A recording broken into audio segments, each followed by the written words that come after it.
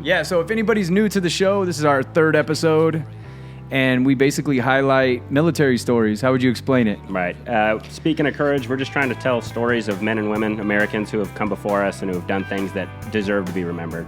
A lot of these stories were highlighted at the time, but a lot of them are long forgotten now, or just not recognized in the way in today's society, in today's climate. We think it's good for us to look back and remember Americans who've done great things. Yeah, exactly. A lot of these stories, you can find the citations online, but the more we talked about it, Chase has an extensive military background. He's really into history and stuff, but he would tell me these stories, and I was just blown away that these aren't like common knowledge, especially the local ones, you know? So the first episode, we highlighted Tim No. If you want to check that out, episode 1 on YouTube, please like, comment, subscribe, check it out, share with your friends. The second episode was Redlands High School graduate George Staccato, a Medal of Honor recipient. So interesting stories. And last week we did World War II. Correct. Tim No was Vietnam. Yep. What do we have today? Today we're talking about the Korean War. Okay, Korean War. Is this the Forgotten War? Exactly, yeah. That's it's what called they call the it? Forgotten War generally. And why is that? For a lot of reasons. One of them, I mean, right now we were just looking for music to find on the Korean War. And Yeah. of all these World War II, Vietnam, and other songs I have, that we found one Korean War song, basically, right? That's so weird, but why is that one? Because, I mean, a lot of people died, and that was a big for sure. deal, right? So World War II ended in 1945. Yeah. World War II was kind of the triumphant moment. It was the watershed in world history. Things were either before or after World War II. It was a great victory. The war ended in Europe May 8th, 1945, and September 2nd, 45 in Japan. So people had been struggling through the Depression. They grew up during the Depression. They went through these hard war years. They achieved this final great victory, and everybody thought, okay, everything's going to be good and peaceful. They want to get back on with their lives. Yeah. The Korean War started 5 years later in 1950. I think in June 25th of 1950, the Korean War started. People were tired of war. They didn't want anything to do with it. It was not considered a war. It was called a policing action. It was the first UN major operation where we had 21 nations. The boundaries weren't as clear, the outcomes weren't as clear, the goals weren't as clear, so it just kind of became overshadowed by other events. It didn't have the support. People didn't get behind it. Correct. So if people don't get behind it, and World War II, is that because America was actually attacked in World War II?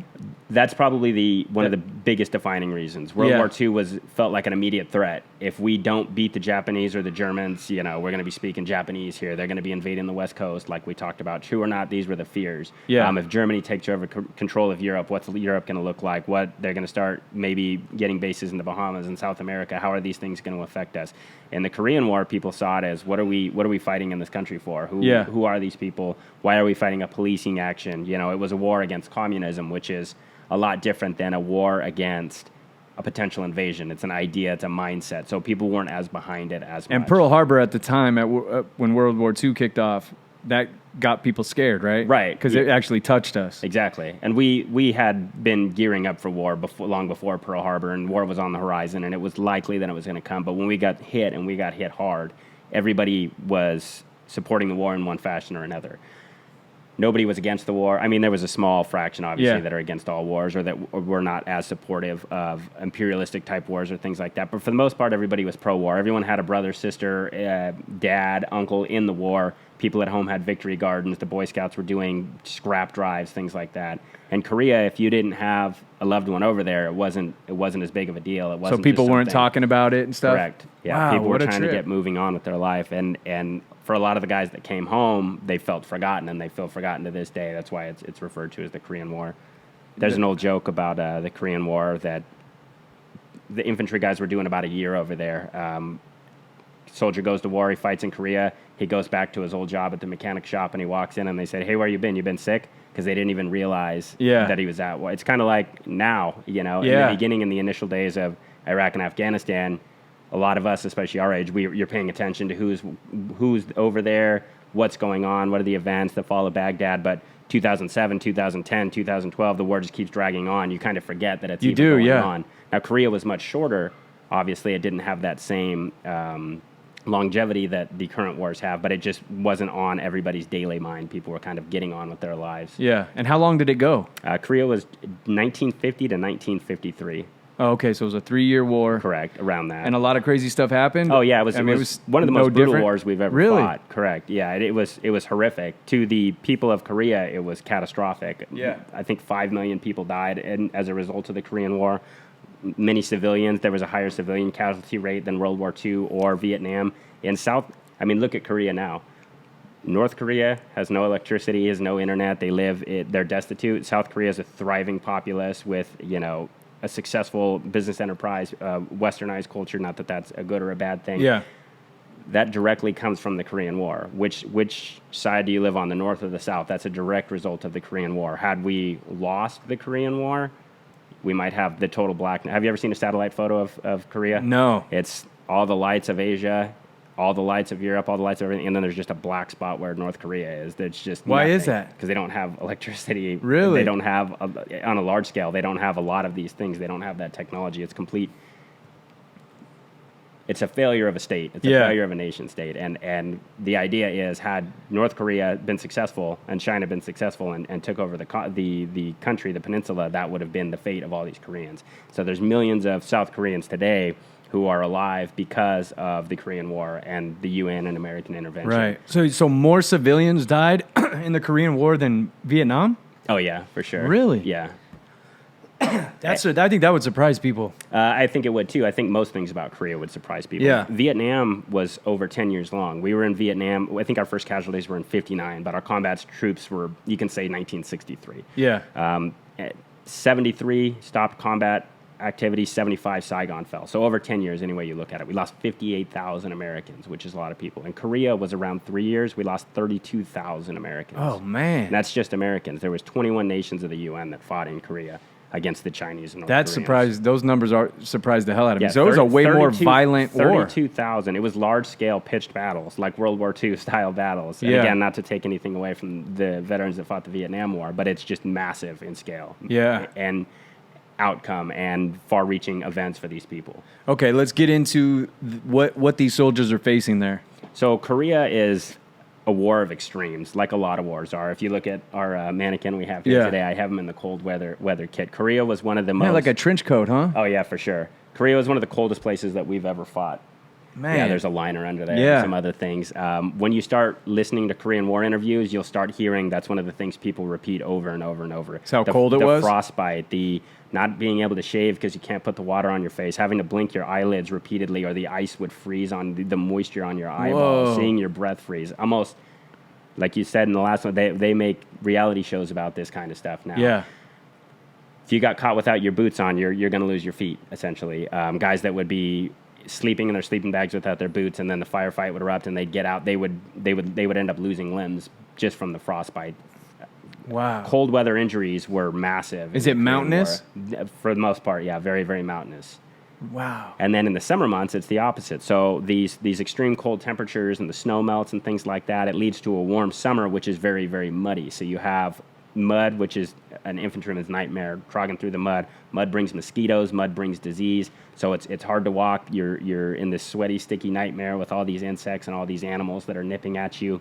In the 1950, the summer of 1950 was one of the hottest, most miserable summers on record in Korea. The soldiers that were there were caught completely off guard. The Americans that were there were not prepared to fight. So they're dealing with an onrushing enemy. They're dealing with these extremes of temperature.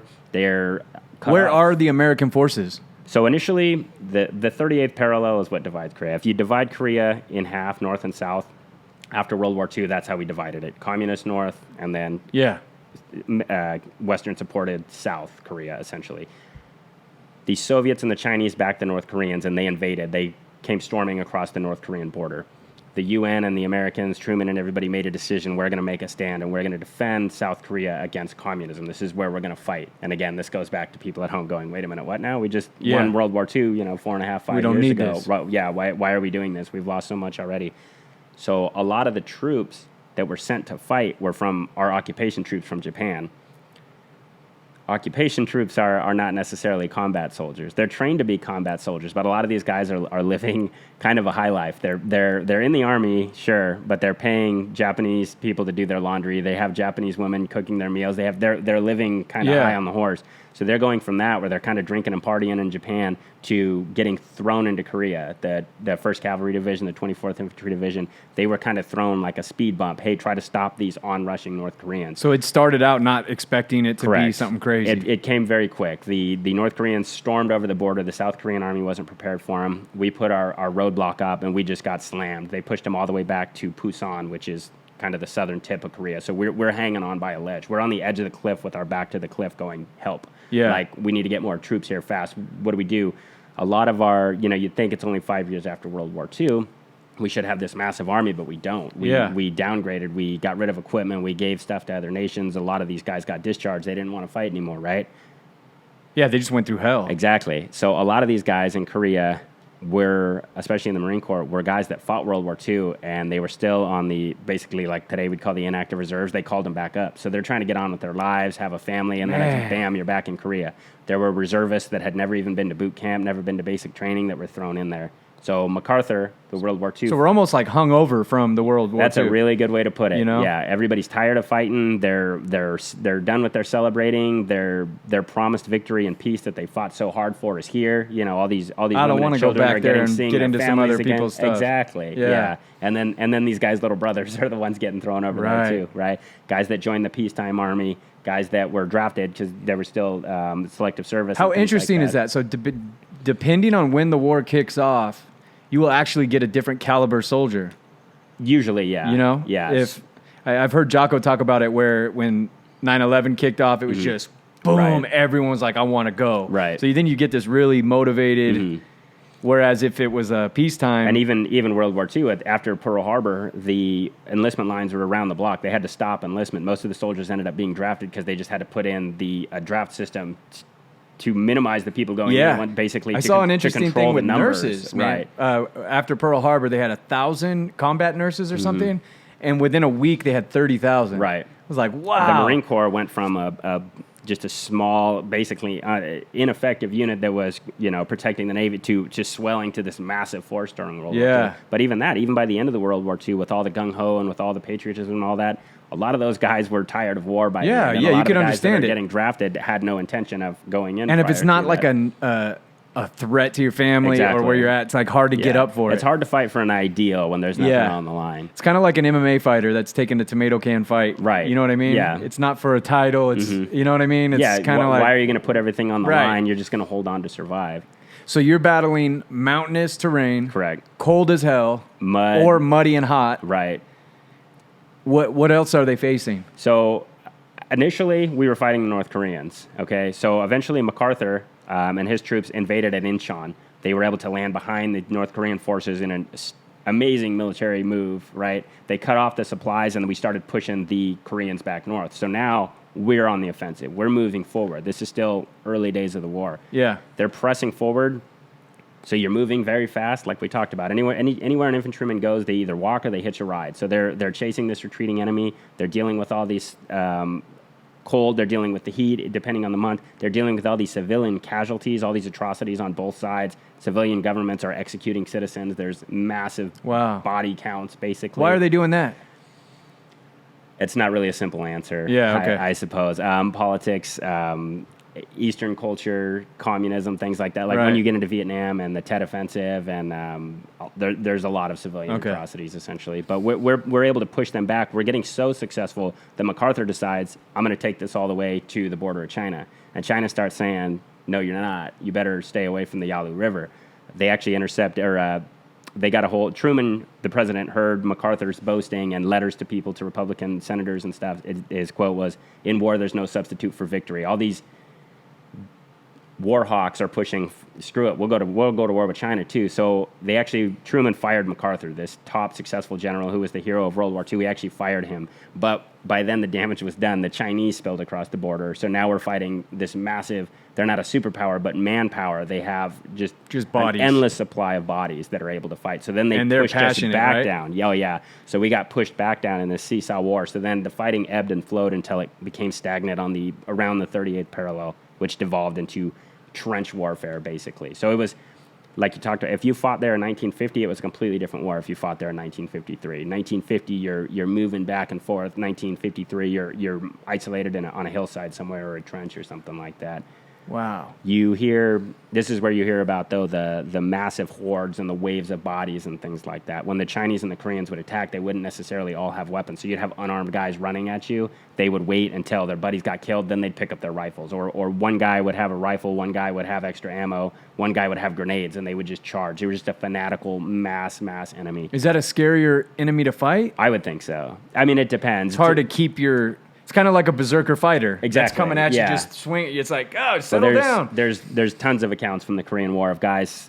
We talked about with Staccato, most soldiers don't actually ever see the enemy and actually get a kill or a confirmed kill. A confirmed kill is not a real thing. But just the idea of actually seeing someone in your sights and being able to take that shot. In Korea, there were battles where every time you pointed your rifle, you'd kill somebody or you'd hit somebody. There was what you call a target-rich environment. Guys on the machine guns were just emptying belts of machine gun ammo into hordes of oncoming enemy, and it wasn't making a dent. They just keep coming, just keep coming. It's got to be an intimidating feeling. Just keep coming, yeah.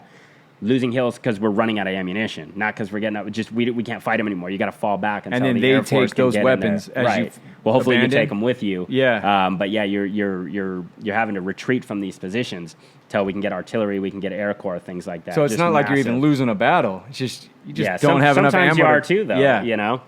That's so interesting, man. So on top of the freezing cold and all the other things, you got this enemy that they've never seen before. Right. Is this like a real odd enemy to see? It's different. And why are they doing that? Is it just a cultural thing? Yeah, for the most part. Again, that's a complicated question, too. Some of it comes from Asian culture. Some of it comes from communism. Some of it comes from the value of human life being lower in certain cultures. Yeah. I don't mean any of those things very negatively or insultingly. Right. Culture. And you can look at it both ways. There's a story in Vietnam about a position that was being overrun, and one of the Viet Cong ran and he jumped on the barbed wire to hold the barbed wire down, and so his buddies could run over top of him. Wow. To get over and he ended up being dead, and he laid there, and they said that was kind of a metaphor. It was from the book Platoon Leader. That was a metaphor for the enemy. He was so willing to die that he laid down his body on the barbed wire just to get the other troops across. They're Can willing you to imagine die. a group like that with the weaponry technology that we have? Exactly. Oof. And that's scary. That's a big part of it too, why we're successful. We can afford to not fight like that because we have the equipment. Now, if they have the equipment, but now you imagine again being a 19, 20, 21-year-old kid who wanted to be in Japan, getting your laundry done and other things I'm not mentioning. And now you're all of a sudden in this frozen hell or this mucky hell, and it's just god awful. And the Koreans and the Chinese were good at psychological warfare. They would blow their bugles for communication, but it was terrifying. They would rattle and bang on things and stuff like that, keep you awake at night. So the Americans would be in their trenches or any of the UN forces, and then you would hear the bugle shrill in the frozen night. They would say, you just hear that loud noise. It's like a haunting. It's like hearing a ghost. And then you hear yelling, you hear screaming. There's interviews with soldiers soldiers and Marines who fought in the Chosin Reservoir who said that the ground was actually shaking. There was so many bodies. They could feel the ground trembling because there was so many bodies, and they're just emptying everything they have into these guys. There's a great documentary called Chosin on the Chosin Reservoir. One of the soldiers is talking about him and his buddy are in the foxhole fighting, and he loves this guy. They've been together for so long. His buddy gets killed, and he tries to give him some water to drink. He's crying, give me some water, which you shouldn't do, but he's dying anyways. He goes to give him water, and the water's frozen in the canteen, so he can't even give him the water. Damn. His friend dies, and he's got nothing to do because now he's still fighting. So he had to use his buddy's body as a sandbag. He had to put it up on his trench line to keep the enemy from hitting him. So having to live with something like that, that's the tenacity of the enemy, and that's the large scale of these battles that were in Korea. So it's a shame, and this is the forgotten war, as it's called, Whoa, man, using your buddy as a sandbag. Yeah, and that's horrific. And in the documentary, heavy. he talks about how that weighed on him his whole life, and he finally went to the guy's family and told him what he did and apologized, and they said basically like, you had to do what you had to do. We understand, and he would have understood too, Yeah. But think about how bad things have to be for that to happen. Yeah. Just fire going off everywhere. Any way you look is death, so you got to just keep fighting. Wow, that's crazy. So who are we highlighting today? So today we're talking about Rudy Hernandez, Rodolfo Hernandez, who was actually born in Colton, which, again, we're talking local. This is still the Inland Empire. You take the 10 freeway, we're in Colton. Southern California, Riverside and San Bernardino counties. son of migrant farmers. He lived in Colton at a young age, and then he ended up moving up north, the Bakersfield, Fowler area, basically because his parents were, they picked oranges, they picked strawberries, they picked the crops, so they went where the crops went. That's kind of what we're dealing with here. But Rudy was born in 1931 in Colton and spent his youth here, and again, still referred to it kind of as his hometown, even much later in life. So Rudy joined the Army, became a paratrooper. He wanted to do something. He also wanted money to send back home for his family, but he wanted to be he wanted to contribute to his country, essentially. Yeah. So he joins the Army again in that window of peace in between 1945 and 1950. Rudy was not, we talk about some of the other guys that are real small and they don't, necessarily want to be fighting. I think Rudy was more of a pugnacious type fellow. He actually wanted to get into the action. Warrior. Yeah, so he joins the Army and he immediately, who wants to be a paratrooper? I do. I want to jump out of planes. Now today, there's a lot of airborne guys. You'll have cooks that are airborne. You'll have, that guy was airborne or whatever. Yeah. But back then, it was a lot more of an extreme thing. And it still is today. I mean, they're still very prideful. But in World War II, it was brand new to Americans. And in Korea, it was still that big thing like, oh, that's a paratrooper. That's an airborne guy. So he joined. He became what's called a Rakusan. They're the 187th Regimental Combat Team. They're still around. They're called something else. But it's a very proud unit with a long legacy, and a lot of that comes from Korea. So he ended up getting sent to Germany, kind of living the good life as it is, and then he was one of the people that got sent when the unit got sent when we were fighting in Incheon to try to push back these waves of North Korea. When you say living the good life in Germany, so World War II's over. Yeah. What are we doing there? So we're still in Germany. You can still be stationed in Germany. My dad was in Germany in the 60s. And I had a few like clients stationed there. Just the occupation army is, I shouldn't say the good life. They're still training. They're still doing things. We still have problems with Yugoslavia. But it's not war. Stuff like that. It's not war. So you're drilling, you're manning the line depending on what unit you are, but you're also getting to go. But what's our purpose there? One, to control the peace, and the idea of kind of keeping the Germans so that they don't do what they did Having again. presence. But the bigger picture is the obvious elephant in the room of the Soviet Union. We're trying to keep the Soviet Union from expanding, and they're trying to keep us from expanding. So Berlin is divided into communist and free, as we'd call it, or the American and British supported sectors and the Soviet sectors. The eastern part of Europe is behind the Iron Curtain, not physically yet, but they're under that control, and the western side is what we consider free. That's just South Korea is too. So we're kind of keeping them at bay. So he's a first generation immigrant? I'm not sure when his family actually came from Mexico. He's but probably within a generation or two. Correct. Very interesting at that time. Staccato, same thing. Right. Where your family's getting taken into an internment camp if they don't flee to Arizona.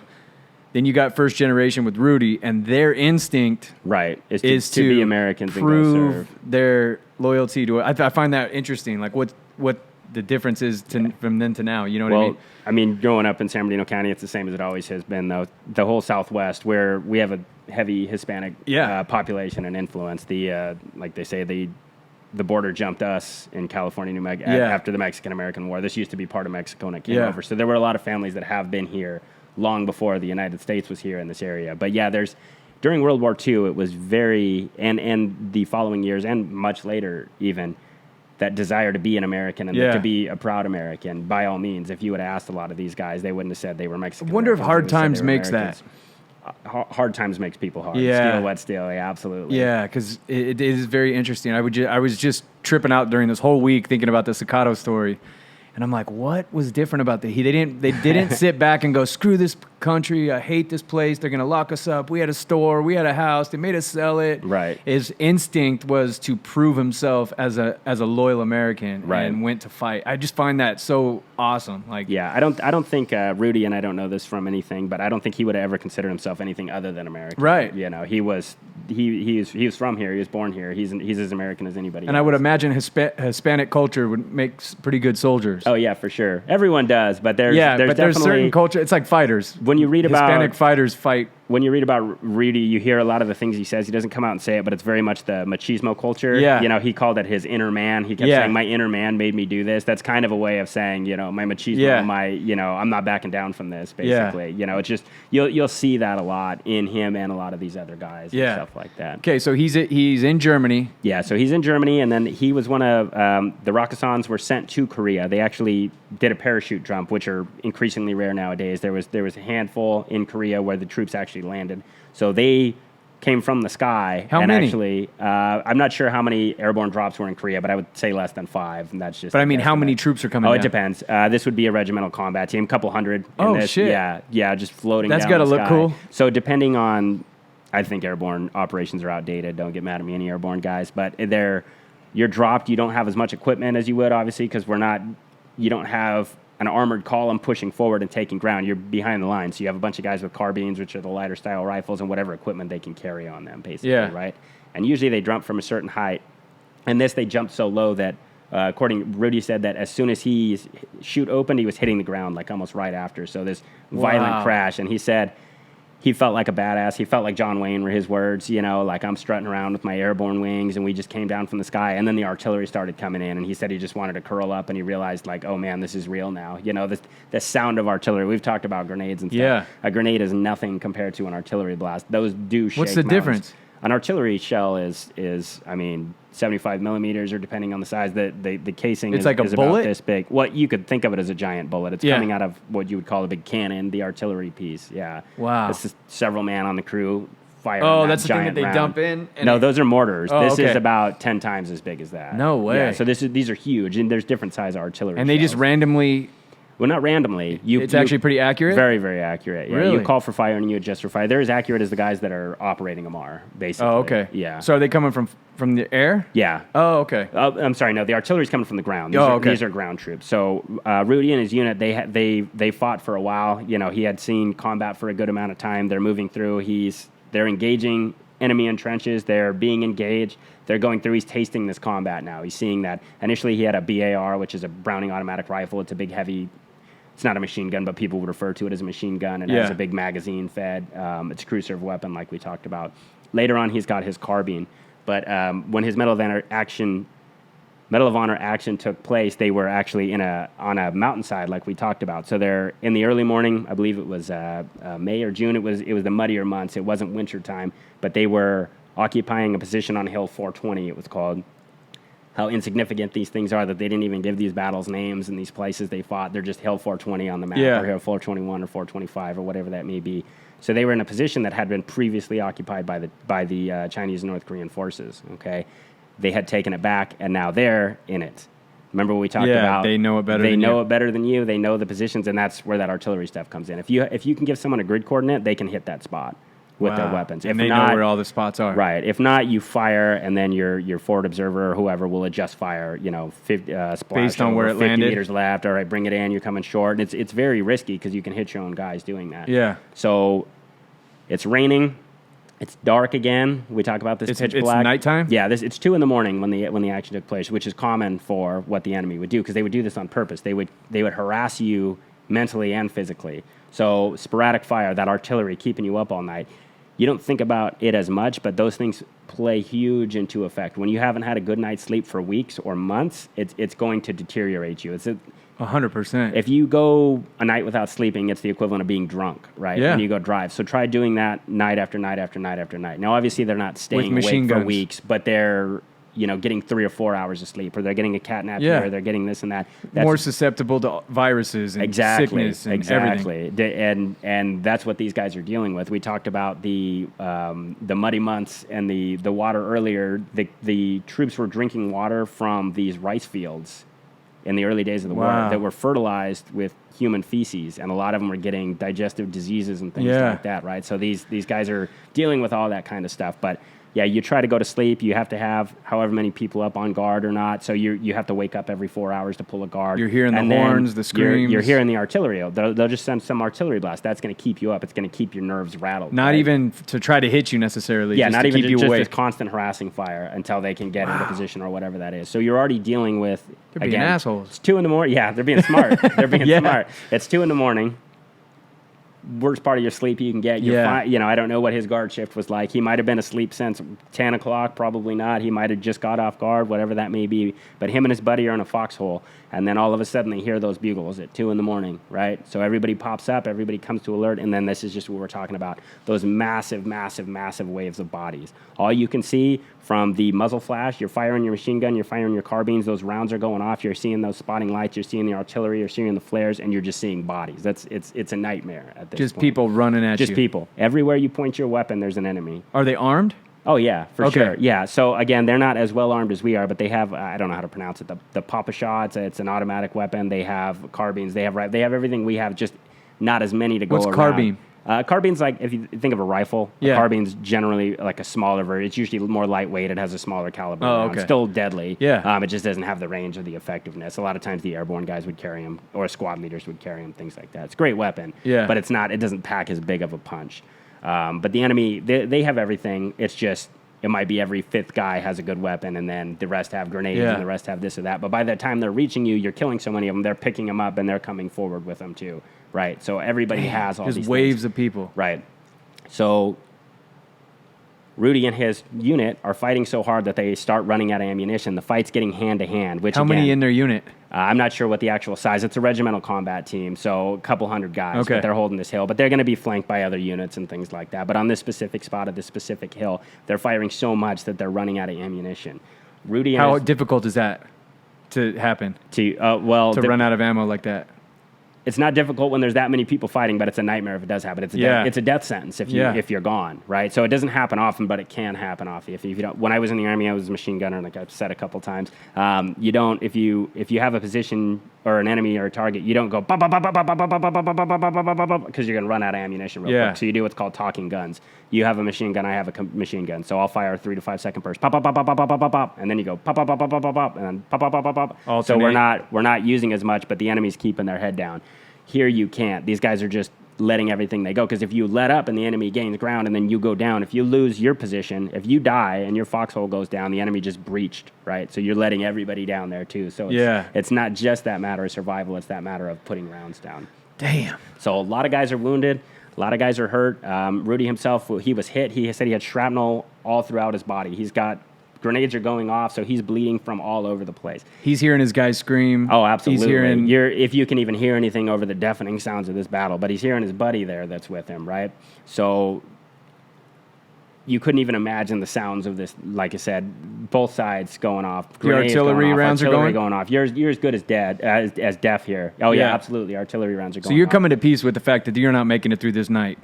More than likely, I think anybody if you had a time machine and I could drop a civilian in there for 3 seconds, not guaranteeing if they were going to just you get to drop it for 3 seconds, you would never recover from that for the rest of your life. You would have nightmares. You'd be just horrified. But these young guys, this isn't their first action of this. This isn't their first time fighting. Pitch black, because there's no, there's only no light that's happening is the explosions and the moonlight. Yeah, depending on what type of moon that would be. Absolutely, and you don't know. Troops are getting intermingled. There's hand-to-hand combat, which, again, isn't as common as people think it is on TV. If there's hand-to-hand combat, something failed. We're in a bad situation. So there's hand-to-hand combat going on. Guys are getting intermixed. You can't call your own artillery now because they're on top of you, right? So artillery is one of our greatest tools, or even the air support, things like that. They can't drop it on you. How do you know who to shoot at? That's just positionally here, and that's where it gets complicated in this close of fighting. One of the first 2 episodes, you said it's not like you're actually witnessing the enemy; it's just volume of fire. Right. So you're just shooting in a general direction. At the beginning of this, but like I said, once they get so close and it's that hand-to-hand combat, you're seeing the enemy, and you're actually. I mean, there's probably people fighting. that got shot by their own people too. Oh, right? there's always people. A bunch, right? Yeah. I mean, it's blue on blue or friendly fire. It's not really friendly. It's never acceptable, but it's just part of war. I can imagine panic, knowing you're about to die, grenades getting thrown, like someone's bound to get hit with something. Yeah, somebody's falling back and shooting behind them. You just go in camping in the middle of nowhere. You have no unnatural light. There's no flashlights, or maybe there is some flashlights, but there's nothing that illuminates anything. All you're seeing is silhouetted stuff against the sky, and you hear bugles, machine gun fire, artillery rounds, grenades, and you don't even know who That would be the scary part is like, where am I shooting? Yeah. Where am I fighting? And this one you're shooting down because you're on the high ground. Okay, you're on high so ground. you're just shooting down. And they're coming up. They're coming up, and they're coming over. waves. They're coming over top of each other. They're just coming. Oh my And they're God. fanatical. You mentioned flashlight. You wouldn't want to have any type of light on. That Yeah. just makes you a target. Like Right. if you in World War I, if you smoke a cigarette, they'll shoot at that cherry and they'll take you out. So you gotta. There's nothing. So you just shooting at muzzle flashes? You're shooting at muzzle flashes. When they get close enough, you're shooting at faces. You're shooting at whatever you can. You're just trying to stay alive. What do these battlefields look like Nowadays? Next day. Oh, but just hordes of bodies. I can show you pictures. There's plenty from the Pacific where the Japanese would do the bonsai charges and from Korea. Waves and waves of bodies. And in Korea in the winter months, we would have to go through and you would try to find who was American and who was the enemy, Damn. And this isn't the winter months, but in the winter months, again, at the Chosin Reservoir, guys' arms were stuck from the bodies being frozen. They'd have to snap their arms down to throw them on trucks like cordwoods. That's our own guys, not to mention just the massive piles of enemy troops that are on the ground. And each person is a father, son. Exactly. On That both is so sides. wild. That's on what I both mean. sides. Yeah. And you go through the enemy's, belongings for intelligence, and you're going to see pictures, of their daughters back home and stuff. They wanted to go home too. Hey, dude, now is there any kind of documentation, or do they just For us or for them? for both? I mean, obviously for us, we're going to have documentation. For but the most for the part, enemy, we what do you do? just shoveled them into Mass giant graves? pits, mass graves. We gave them the respect that we could, depending on the situation. And in some cases, you'll see where they gave them a ton of respect, and others they didn't treat them so well on both sides. But usually just large, massive pits, and then What about our own? our own, we had graves registration. You would take their dog tags. They would usually put them in temporary cemeteries, and then, depending on the war, we would try to repatriate their bodies back. But are there a lot of guys that are just buried? Oh yeah, for somewhere sure. over there? Yeah, and there's a Okay. lot of missing in action. I wondered guys. about that. Yeah, you 'Cause can't it's always like you can't identify fly everybody home, Yeah, right? and not everybody's able to be identified. There's people that are destroyed. Their bodies are mutilated, like Rudy's almost was. So Wow, that actually so- comes to a good point with Rudy. So they're continuing to fight, and the fighting's so bad, and they're losing so much ammunition that their commander orders them to withdraw. They order them to give up the hill, which is, again, on Last the one, words you want to hear, on probably. the one hand, you might think, cool, we don't have to fight anymore, but really that's a nightmare. That means things have gone so bad that we're pulling out of Your here. commander's giving up Kind of. on that battle. Well, your commander knows that they're so low on ammunition that to keep you here to fight is going to kill all of you, and we can't afford that. So we need to get out of here. We don't retreat. We have a strategic withdrawal. We're advancing to the rear. We're not cowering. We're not losing. We're not that. But you don't sacrifice your men for nothing. It's strategically we've lost this hill. We need to get off of it. So we can Rudy's save our wounded. guys. Rudy's already wounded. He's all tore peppered up. with shrapnel, right? Is he still fighting? He's still fighting for sure. So a piece of artillery comes over while this withdrawal is coming over, and an artillery shell cut through his helmet and ripped off part of his skull, and his brain was exposed. This is Rudy. Rudy's still conscious. His skull is sheared off. So that helmet right there. Yeah, which is nothing to a hot piece of steel that's coming from an artillery shell. But the helmet probably saved him. Perhaps. On some level. Perhaps. But he's got an pulsating open wound, basically, right? His skull is exposed. They're ordering him to retreat. Anybody in their right mind would either panic, fall down and give up, or run like hell. And this is where Rudy talked about his inner man. Rudy said his inner man told him to go forward. So Rudy was pissed. He said, I was mad. I was getting dizzy and I was mad. You know about fighting and things like that. He's got a massive head wound, and he's bleeding. Does he know he has this head? Oh, yeah, he knows. Oh. He's bleeding all over the place from all these wounds. He got mad, so he kept fighting. He said, again, this is where that machismo comes through, right? His anger at the enemy is Similar to continuing George. fight. Right. So he's fighting, and then a round in his weapon explodes. A cartridge ruptures, which I don't know if that was from a faulty round or the heat or the rapidity of the fire or whatever it was. So his rifle's now inoperable, right? So he actually said, I knew the doctors weren't going to be able to fix my head anyways, so I figured I might as well go out now. So he just resolves to die. He says, screw it. You're not doing this to me. I'm going out on my own terms. So he grabs 6 grenades and he grabs a bayonet. He attaches his bayonet to his broken rifle and he runs at the enemy. So rather than staying so put or badass. falling back, he charges over the out of his position and he yelled, "Here I come!" and he charged the enemy. So he was able to close with the enemy. These enemy, again, they're rushing forward. They're scared too, regardless of their numbers and regardless of anything else. And now you have this bleeding berserker, to use the word you mentioned earlier, this crazy American coming out of his trench with a bayonet. With a brain exposed. With a brain exposed. So Rudy was able to fight. He ended up bayoneting 6 of the enemy to death before he was taken down, and they found his body on the battlefield the next day. Rudy, he threw all 6 of his grenades spilled over the trench. So God knows how many people he had killed in the fighting up to that point. But when they found his body in the morning, his jaw had been crushed from the buttstock of a rifle. He had been bayoneted in the face. He'd been bayoneted in the back. He'd been shot. He'd been stabbed. He had grenade shrapnel, and his brain was exposed. But he was still alive. So He was still alive? He was still alive. So the medics that found him, they said, this guy's as good as dead. And then a medic by the name of Keith Oates saw movement, and he immediately started first aid. Is Rudy still alive? He died a few years back. Whoa! Yeah. I thought you meant that he died on the battlefield. No. So with his Hold on, skull can you go exposed- through his Okay, so I wasn't thinking he was still alive when you Yeah. were mentioning the injuries. So to back up, he's got, before he charges out of his hole, he's already peppered with shrapnel and he's still fighting. He's firing down at the enemy. Then the artillery piece takes off a piece of his skull. Okay, and Right there. and a piece of his brain. You're tapping out, dude. Most people I'm out. wouldn't even be able to physically, and nobody would blame you. Yeah. But his inner man, his anger, made him, that airborne inspiration. machismo and all that Yeah. stuff. He charges the enemy. He grabbed all the grenades he could. He fixed his bayonet, and he was resolved to die because we talk about it. You've asked me a I couple think he times. proved it. Yeah, you've asked me a couple times, though, and I usually say I can't really say. He said, I don't think the doctors can fix me, so I'm just going to end it now. Yeah. And he said as he stepped forward, so much blood was dripping down that he couldn't see. Every step he Wow. would take, there'd be more blood in his eyes. We talked about Sakata with the blood ripping down. Yeah. This is, if you've ever had an injury, every time your heart beats and you Yes. feel that blood, that's what's going on here. So you're feeling that pulsating, that pain, that imagine the cold. headache. You're dying. Well, he said he was getting dizzy. What does that mean? You're Yeah. losing consciousness, right? Yeah. But he's not going to lay down and die. So he rushes forward. And again, you talk about he bayoneted 6 enemy to death. You talk about action movies. You talk about this and that. Everyone thinks they're a tough guy. This is our famous words, dude. It's movie shit. But you take it's movie shit. You take a UFC fighter and you put him against 6 other guys that can kind of fight. He's not going to be able to beat up 6 guys. You take a guy that can fight with a bayonet versus other enemy that they have bayonets too. You might get them. They might get you. But 6 guys he was able to kill. And they had to piece part of this back together. But he had a bayonet wound to the face. His jaw was crushed. He was stabbed in the back. So you can almost imagine that melee. Them just coming up. Yeah, after he's gutting him. slashing, he's stabbing, he's screaming.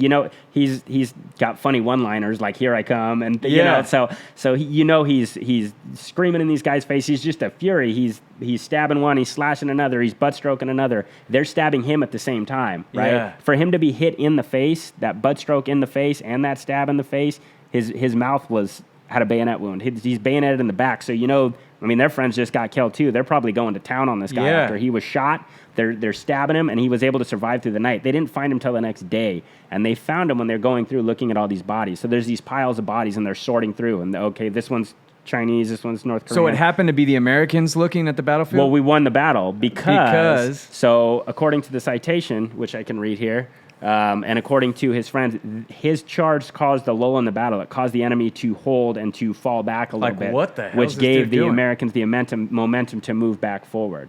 Wow. So he literally changed the course. Changed the course of the battle. That's that hinge. That's that point that the battle shifts on. So I'm going to go ahead and read a citation here, and then we can talk a little more. Dude, You'll see the I'm pictures. tripping out. I'm just tripping out at the injuries. I'm sure you're going to add the pictures to it too. Yeah. But just so you guys don't think I'm lying, you'll see his head wound. You'll see the skin on his head. How many hours did he lay? Because it was 2 a.m, so he laid there for 6 hours, probably. More than that. I think it was. I think it was closer to 12 or longer when they actually found him. Because you got to figure the battle's still going. We have to reposition. We have to set up. What do you think's going through your head at that point? Oh, he was unconscious. Oh, he was. He didn't gain completely out. consciousness for a month. To show you the Does he have grievousness of his any injuries. memory? Well, here right, let's I'll read a stay out of it. citation. Okay. This is a citation for Corporal Hernandez.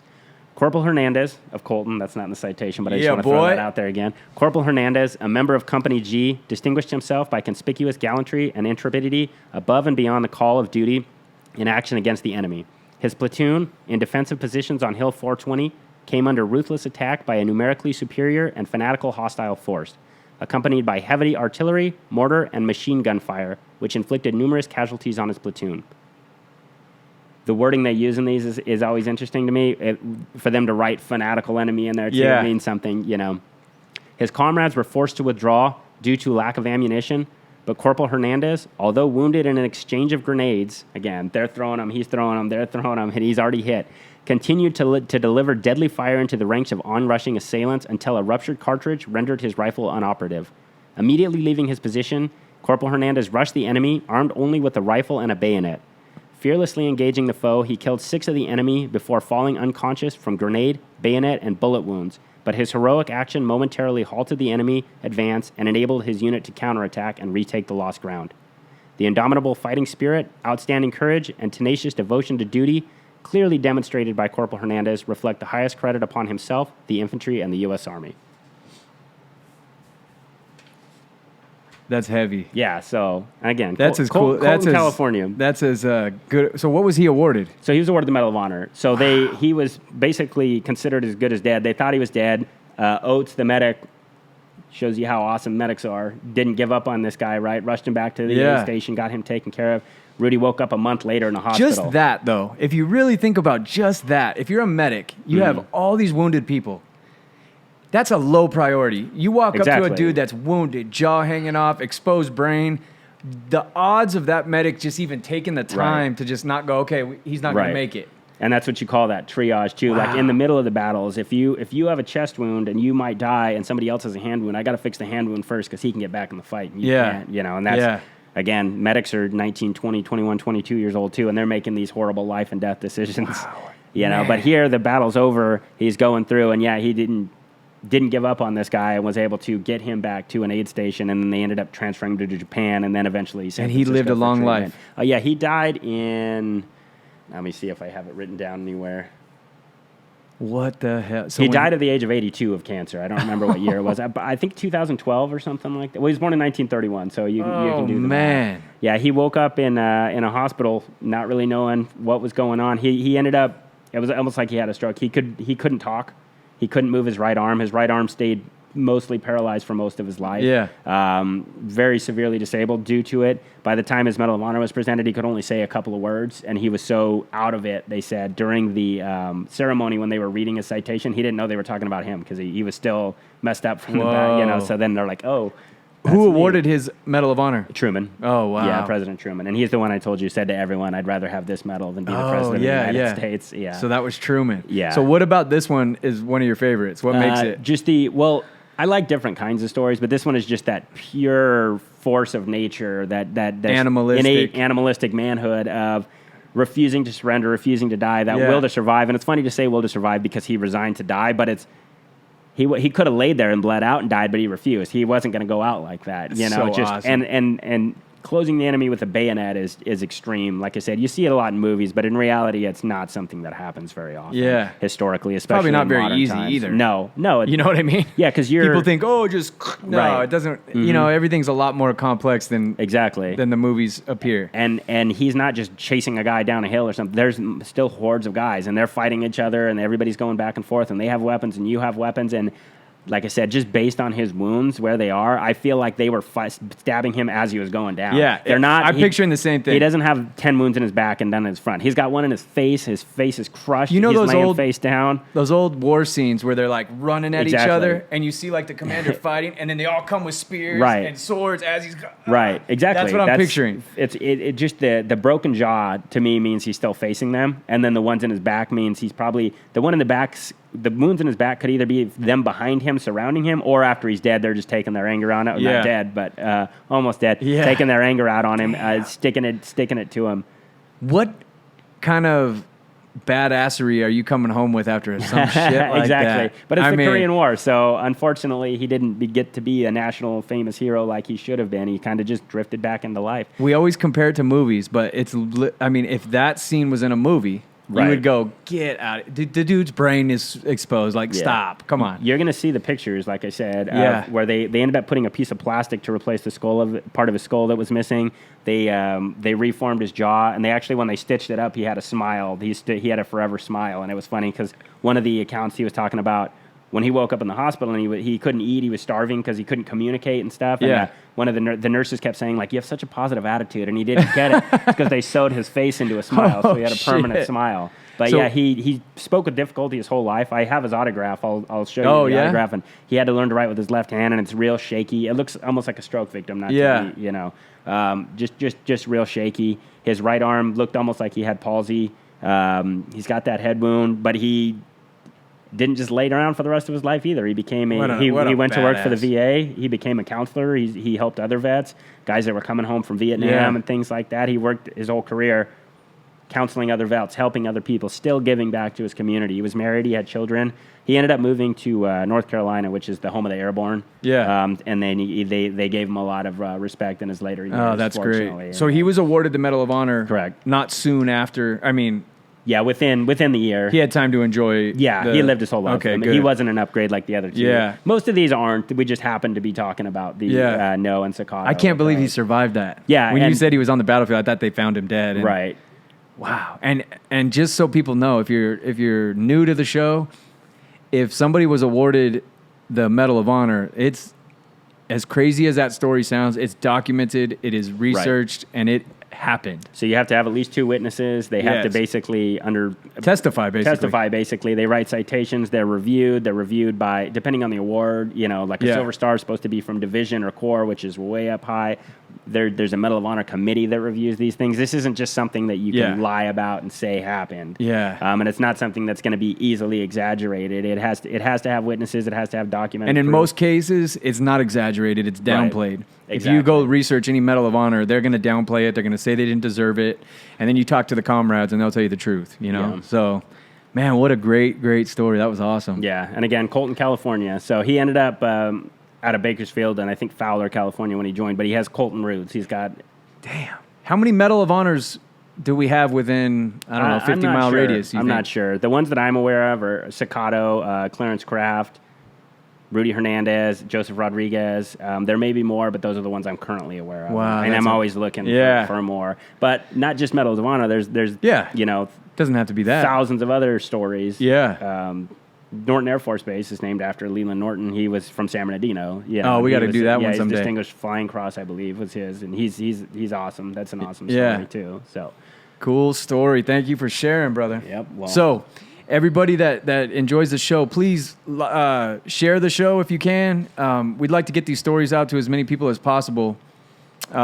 Not for recognition necessarily, but just, you know, to share these stories, especially in a time like this. You're seeing people, first-generation Americans, fighting for their country, no matter what race, no matter what economic class.